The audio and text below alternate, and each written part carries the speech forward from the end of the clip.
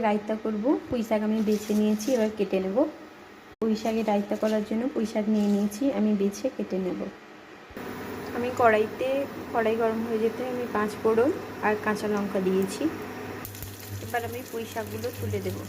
আমি পরিমাণ মতন নুন হলুদ দিয়ে দিলাম, এটাকে মেশাবো। শাকটা দেখো অনেকটা সেদ্ধ হয়ে এসছে।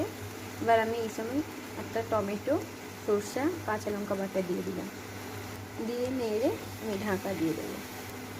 এখন দিয়ে দিলাম সর্ষে বাটা, কারণ সর্ষের যে ঝাঁঝটা বা কাঁচা গন্ধটা চলে আসবে যতক্ষণ জল শুকতে। শাকে জলটাও শুকতে শুকতে আমার সর্ষের গন্ধটাও ছেড়ে যাবে, ততক্ষণে আমার রান্নাও কমপ্লিট হয়ে যাবে। দেখেছ, জল শুকিয়ে গেছে এবং আমার রান্নাও কমপ্লিট হয়ে গেছে।